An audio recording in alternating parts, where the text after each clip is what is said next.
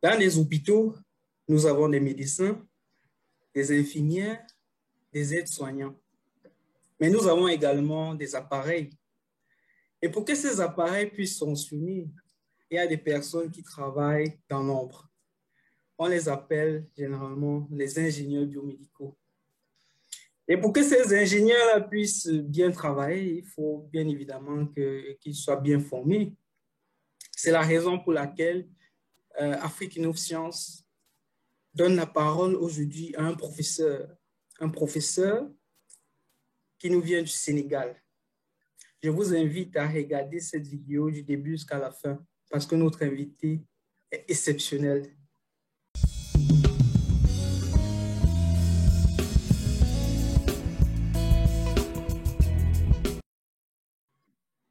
Bonjour, Ali. Bonjour Patrick, enchanté et merci encore pour votre invitation.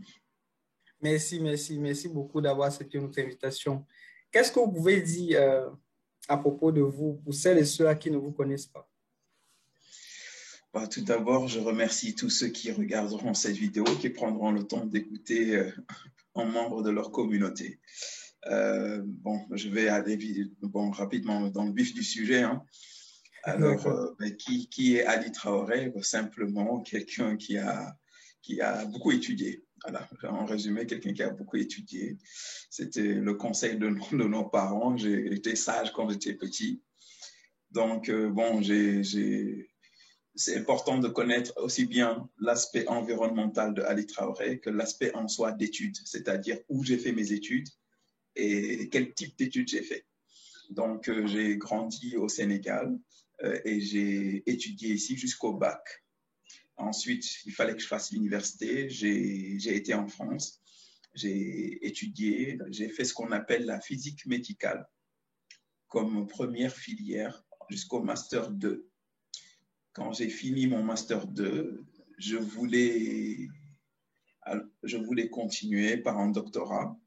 Alors, j'ai la chance d'aller au Canada et je vais étudier là-bas. Et pour faire le doctorat, il me fallait faire un autre master. Au lieu de répéter la même filière, j'ai décidé de faire une filière complémentaire à ce que j'avais fait auparavant. Et l'ingénierie biomédicale était pour moi la parfaite combinaison. Donc, j'ai fait ingénierie biomédicale à l'École polytechnique de Montréal, l'Université de Montréal. Et j'ai fait 3 ans là-bas en parallèle, en travaillant en parallèle dans le centre hospitalier de l'Université de Montréal. Une fois fini, maintenant le doctorat était possible et je n'ai pas voulu continuer au Canada. La raison pour laquelle je n'ai pas voulu, c'est que j'aime bien changer de sujet. Rester sur le même sujet de recherche pendant 3 ans, puis après continuer, c'était pour moi redondant. Et donc, j'ai été, par la grâce de Dieu, sélectionné comme membre des étudiants qu'on appelle des étudiants Marie Curie, qui font des doctorats de type européen. Ce n'est plus national, mais c'est l'Europe qui vous donne vraiment ce certificat. En gros, le PhD, le doctorat. Et donc, j'ai été pris parmi ces 13 candidats. Et donc, j'ai passé la plupart du temps en Espagne à faire ce doctorat. Et quand j'ai fini, je suis retourné au Sénégal parce que, voilà, je trouvais que ces filières que j'ai étudiées manquaient beaucoup dans nos pays. Voilà en résumé. Waouh, c'est vraiment, c'est extraordinaire ce parcours-là. Vous dites que vous avez été parmi les 13 personnes sélectionnées pour faire le doctorat en Espagne. Avec combien de personnes sur la liste qu'on pouvait sélectionner? Alors, au tout départ, on frôlait plus que la centaine. Je Waouh! pense que c'est 118, 120, quelque chose comme ça. Alors, il y a un petit peu d'anecdote, c'est important de savoir. C'est un doctorat européen qui ne demande pas à avoir la nationalité française, anglaise, Exactement. européenne, quoi. Il suffit juste Il faut être d'être brillant. C'est le exact, mérite. exactement. Et vraiment, un doctorat bien financé, les moyens sont là pour bien faire de la recherche de qualité. Et quelles que soient vos origines, vous êtes accepté sur dossier. Donc, j'ai postulé, comme on postule à l'université pour les préinscriptions quand on est en Afrique, on a 3 choix, donc selon nos préférences. Et donc, j'ai fait mes 3 choix. Et quand j'ai fait mes 3 choix, juste pour l'anecdote, les 2 premiers choix m'ont appelé pour me dire que c'était premier. Donc, bon, Wow, j'étais obligé de choisir un de ces pays et j'ai choisi le l'Espagne. deuxième, c'était la France. C'était la France, Mhm. mais bon, comme je connaissais la France, je voulais changer de pays et Exactement. apprendre l'espagnol en même temps, quoi. Ah, d'accord. Donc, cela signifie que vous parlez le français, l'espagnol et l'anglais. Je confirme. Muy bien. Espagnol, muy bien. Oh là là, c'est formidable. Et avec Merci. ce parcours extraordinaire que vous avez décidé de rentrer au Sénégal. Qu'est-ce qui vous a motivé à rentrer au Sénégal? Est-ce que c'était juste, bon, vous avez mentionné le fait que l'ingénierie biomédicale manque dans nos pays, c'est vrai, que ce soit au Cameroun, j'ai interviewé une ingénieure au Cameroun, un ingénieur au Rwanda, un ingénieur en Côte d'Ivoire, la vidéo sera projetée bientôt. Et Super. le constat est le même, l'ingénierie biomédicale n'est vraiment pas développée dans nos pays, mais est-ce que c'était la seule raison? Vous aurez pu aussi partir même en Papouasie-Nouvelle-Guinée. Hein? Il y a une Ah, tout à ingénierie fait. biomédicale n'est pas développée partout. Qu'est-ce qui vous a motivé en fait à retourner à Dakar? OK, bon, pour être honnête, il y a deux raisons. Il y a une D'accord, raison professionnelle et une raison privée. Je vous ferai fi de la raison privée. d'accord. Il Donc, n'y a pas de voilà, il y a souci. une raison privée. Hein, OK. Donc, la Mhm. raison professionnelle pour laquelle j'ai décidé de venir, c'est que, bon, on va dire, c'est un peu l'enfance. Hein, c'est l'enfance. Il y a des choses qui nous marquent, qu'on n'exprime pas, mais qu'on garde à l'intérieur de nous. Il y a des raisons comme ça, cachées, mais qui en fait se manifestent et qu'on garde beaucoup en Exactement. nous. Il y a des raisons Et qu'on n'explique pas, on n'arrive pas à expliquer vraiment, mais c'est là, quoi. tout à Oui, fait. et puis, bon, ça dicte parfois nos décisions. C'est le cœur, on dit souvent, c'est le cœur, quoi. Oui, Exactement, exactement. et La, là, on la, comprend que... pardon, oui, continue. Mhm. non, je voulais juste confirmer que effectivement, c'est un peu le corps a ses raisons pour le coup, quoi. Exactement. Donc, bon, alors, bon, je dois dire une chose, c'est que quand j'ai étudié durant le lycée, alors on me conseillait beaucoup et les conseils de carrière que j'avais eus, c'était des filières qui étaient presque indisponibles, en tout cas au Sénégal, indisponibles en termes de formation. Et ce sont ces filières que j'ai choisies pour, en fait, remplir ce gap. Donc, Mhm. j'ai fait un choix par rapport à ça, en fait, aussi. Donc, le choix D'accord. était presque rationnel, quoi. Mhm. Non, c'est très intéressant. Et du coup, vous êtes professeur à l'Université polytechnique de l'Ouest Ouest Tout à africain à fait, Dakar. tout à fait. OK. Et puis, vous enseignez là-bas l'ingénierie biomédicale, plus précisément la physique médicale. C'est quoi la physique médicale pour ceux qui ne connaissent pas? Alors, euh, la physique médicale est une filière qu'il faut, qui est distincte de l'ingénierie biomédicale. C'est deux filières distinctes. La physique médicale est une filière qui mène à 3 à 4 types de travail, d'exercices professionnels. Ça peut être la radiothérapie, c'est-à-dire traiter un patient avec des rayons. D'accord. Alors, c'est l'équivalent d'un pharmacien, le physicien médical. Donc, quand on a fait cette formation, on est l'équivalent d'un pharmacien. Le pharmacien, on lui dit, est-ce que vous pouvez administrer tel médicament? Sauf que dans le domaine du cancer, de l'oncologie, il s'agit d'administrer non plus un médicament chimique, mais un médicament physique. Et il faut une Bon. personne pour l'administrer. Et là, il s'agit du physicien médical. C'est ça la physique médicale. En général, on va dire à 90% en général, même dans les pays développés, l'essentiel des gens qui font cette formation vont finir dans cette filière, dans la radiothérapie. Il y a les trois autres qui est la radioprotection, donc protéger les gens le personnel ou le personnel qui utilise les rayons pour faire de l'imagerie, la radiothérapie, etc., contre les rayons, les rayonnements ionisants précisément, la médecine nucléaire, qui est un des domaines, et l'imagerie, bien sûr. Donc, voilà les trois autres domaines. Très intéressant. Et est-ce que vous avez les outils pédagogiques adéquats pour pouvoir transmettre vos connaissances? Vous avez énuméré plusieurs appareils, mais lorsqu'il faut faire la pratique à l'université, est-ce que vous avez les appareils à l'université même, à Dakar, pour pouvoir transmettre vos connaissances? Par exemple, pour montrer comment est-ce qu'un appareil, comment est-ce qu'on appelle ça en français? Bon, je suis en Allemagne, hein, on appelle ça Röntgengerät en allemand. Ok, je vois. Bon, l'appareil des rayons, là, est-ce que vous avez ça sur place à Sur place. l'université? Et également, euh, le MRT, bon, l'appareil de résonance magnétique, là, je ne sais pas comment Oui, je vois. IRM. exactement, l'IRM, exactement, en allemand, c'est MRT. Est-ce que vous avez ça sur place ou bien il faut se déplacer pour aller ailleurs pour démontrer cela et puis pour que les étudiants aient une idée de ce que vous dites théoriquement? Merci. Très bonne question. OK. Euh, il faut préciser une chose, c'est qu'au Sénégal tout entier, il n'y a qu'une seule université ou centre de formation qui forme au niveau master des ingénieurs biomédicaux. Autrement, c'est des formations au niveau technique, licence. Et cette seule filière qui forme jusqu'au niveau ingénierie, ben, en fait, c'est là où je suis responsable, bien sûr.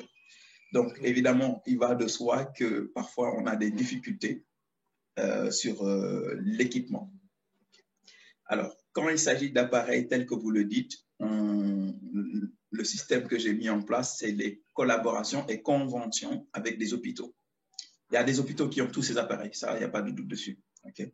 L'IRM est disponible à l'hôpital principal de Dakar, qui est l'hôpital militaire. On a une convention et le chef de maintenance même est un collaborateur avec nous. Il donne des cours ici.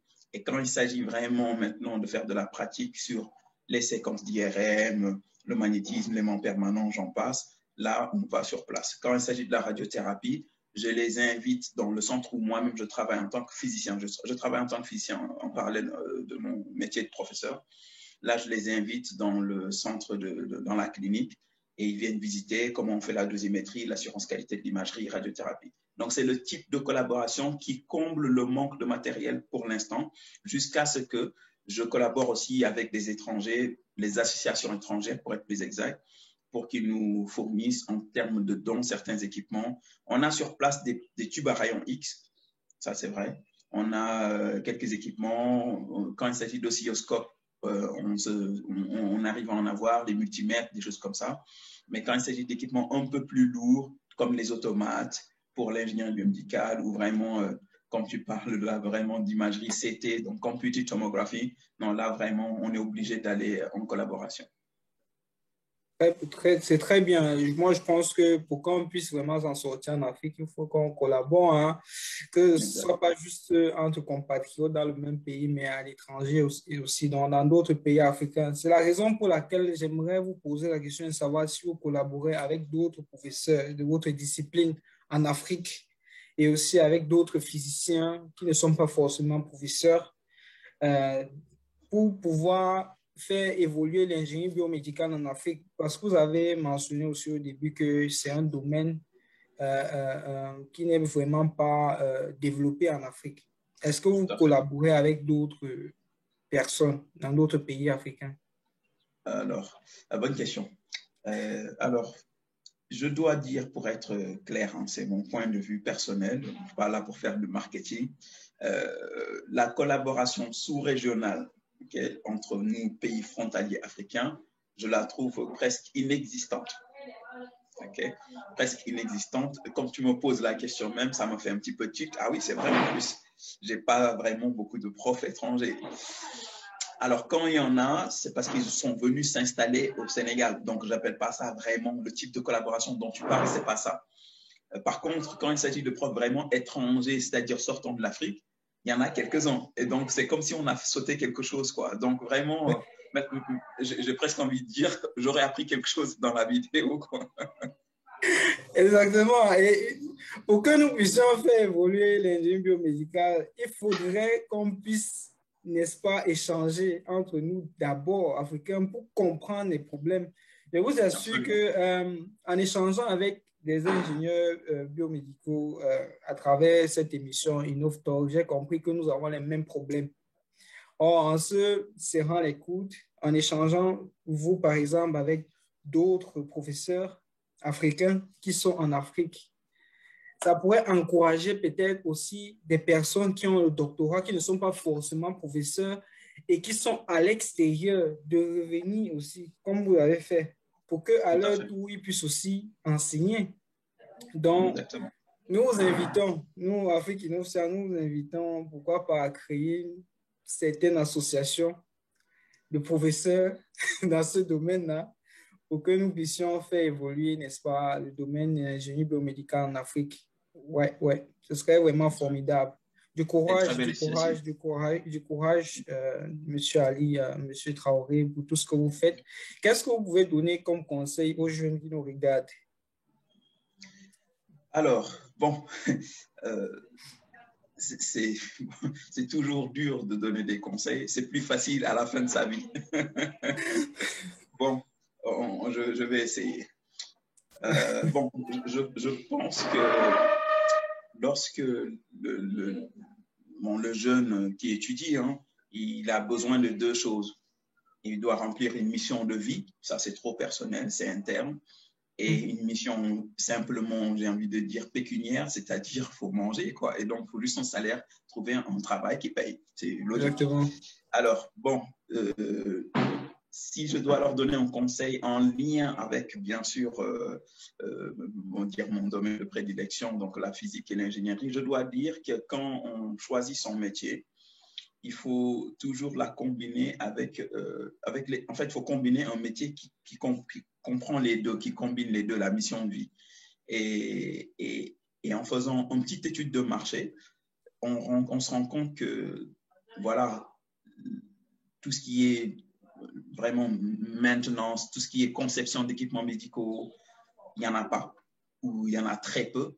Il y a beaucoup à faire. Et quand on s'intéresse plus à l'oncologie, on se rend compte que c'est la maladie de demain. Et donc, il y aura besoin de personnes pour remplir ça, pour satisfaire cette demande. Donc, prendre les devants. Il faut toujours prendre les devants et se dire, l'Afrique aura besoin de moi. Qu'est-ce que je vais choisir comme filière pour que l'Afrique, je puisse remplir un peu à son manque, quoi. Faut faire, en tout cas, moi, c'est le conseil que je donne aux jeunes. Faites toujours des choix qui sont un peu plus grands que juste ma petite poche, quoi. Exactement. Merci beaucoup, Ali. Merci beaucoup, Monsieur Traoré, pour ces conseils. Est-ce qu'on peut dire que Monsieur Traoré est panafricaniste? Oh, je le suis. Oh, je le suis. Formidable, Oh, je formidable. le suis. Alors, nous retenons aujourd'hui que Monsieur Traoré, professeur, n'est-ce pas, à l'Université Polytechnique de l'Ouest africain, est panafricaniste. Il a Absolument. prouvé cela en finissant ses études à l'étranger et puis il est rentré à Dakar.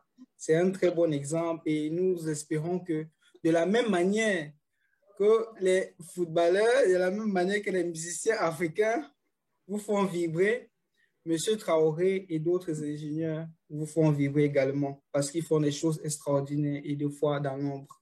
Encourageons-les en partageant cette vidéo et d'autres vidéos qui vont venir. Si vous n'êtes pas encore abonné, n'hésitez pas à vous abonner. Merci beaucoup et à la prochaine. Ciao. Merci, Monsieur Traoré.